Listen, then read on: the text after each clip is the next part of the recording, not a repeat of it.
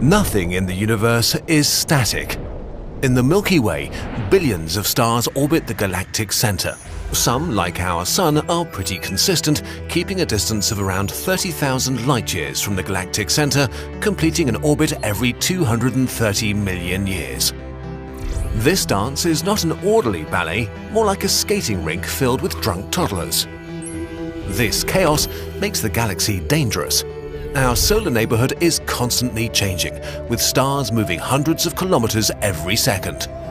Only the vast distances between objects protect us from the dangers out there. But we might get unlucky in the future.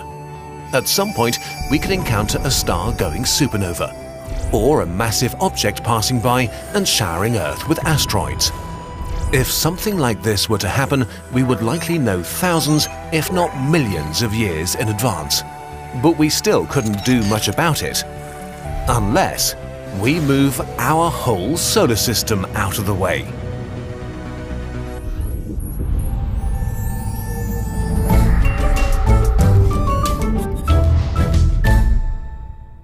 To move the solar system, we need a stellar engine, a megastructure used to steer a star through the galaxy.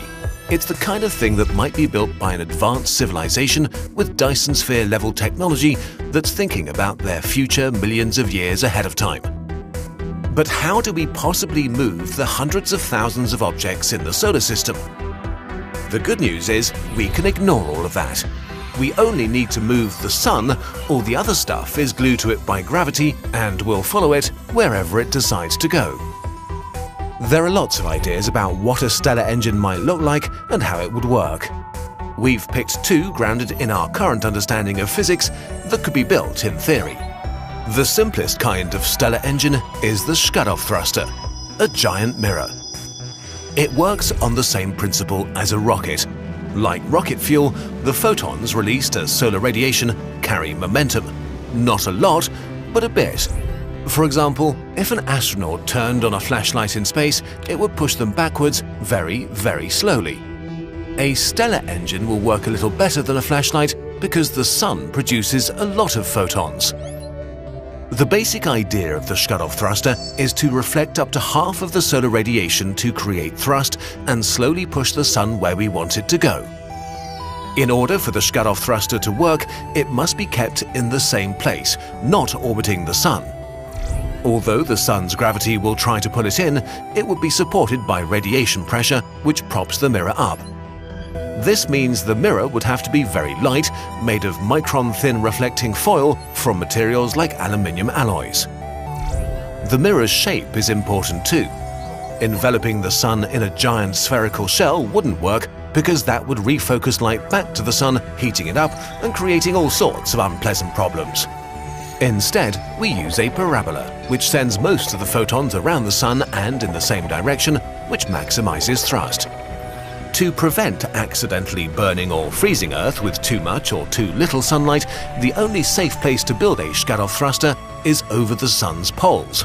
This means we can only move the Sun vertically in the plane of the solar system and one direction in the Milky Way, which limits our travel options a bit. But that is basically it. For a civilization capable of building a Dyson sphere, this is a relatively simple endeavor. Not complicated, just very hard to build. At full throttle, the solar system could probably be moved by about 100 light-years over 230 million years. Over a few billion years, it gives us near complete control over the Sun's orbit in the galaxy. But in the short term, this might not be fast enough to dodge a deadly supernova. That's why we thought we could do better. So we asked our astrophysicist friend if he could design a faster stellar engine for this video. He did, and wrote a paper about it that's been published in a peer-reviewed journal. You can find it in our sources document. We're going to call our new stellar engine the Kaplan thruster. It works a lot like a traditional rocket. Shoot exhaust one way to push yourself the other. It's a large space station platform powered by a Dyson sphere that gathers matter from the Sun to power nuclear fusion. It shoots out a very fast jet of particles at nearly 1% the speed of light out of the solar system. A second jet pushes the Sun along like a tugboat. The Kaplan thruster requires a lot of fuel, millions of tons per second. To gather this fuel, our thruster uses very large electromagnetic fields to funnel hydrogen and helium from the solar wind into the engine. The solar wind alone doesn't provide enough fuel though, and that's where the Dyson sphere comes in. Using its power, sunlight can be refocused to the surface of the Sun. This heats small regions to extreme temperatures, lifting billions of tons of mass off the Sun. This mass can be collected and separated into hydrogen and helium. The helium is burned explosively in thermonuclear fusion reactors. A jet of radioactive oxygen at a temperature of nearly 1 billion degrees is expelled and becomes our primary source of propulsion from our stellar engine.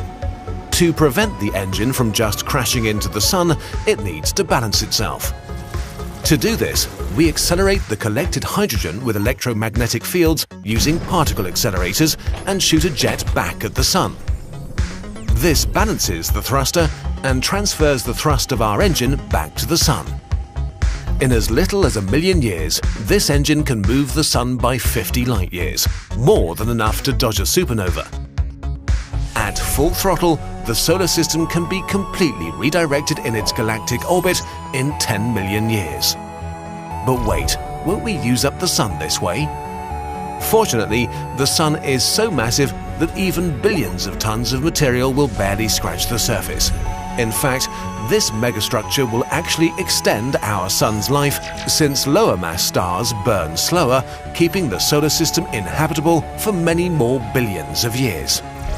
With a Kaplan thruster, we could turn the entire solar system into our spaceship. For example, by orbiting backwards in the galaxy and colonizing hundreds or thousands of stars as we pass by them. It may even be possible to escape the galaxy entirely and expand beyond the Milky Way. Stellar engines are the kind of machines built by civilizations thinking not in terms of years or decades, but eons. Since we know that our Sun will die one day, a stellar engine could allow the far future descendants of humans to travel to other stars without ever having to venture into the terrifying dark abyss of interstellar space. Until we build a stellar engine, we're adrift and subject to the whims of the galactic sea. We may not like where it leads us. Maybe our descendants will set sail and become an interstellar species for millions of years to come. This was our last video for the year 12,019 of the human era. And what a year it was. So much stuff happened everywhere, to so many different people. Calendars and holidays are just imaginary, but they help us to cut our lives into pieces that our brains can handle. We're leaving 12,019 behind with a weird mixture of disillusion and hope. The world is screwed up, but we can fix it. In a few days, this year will be over, and we'll get to try again. Thank you for watching our videos, and for sticking around for so many years. See you all in 12,020.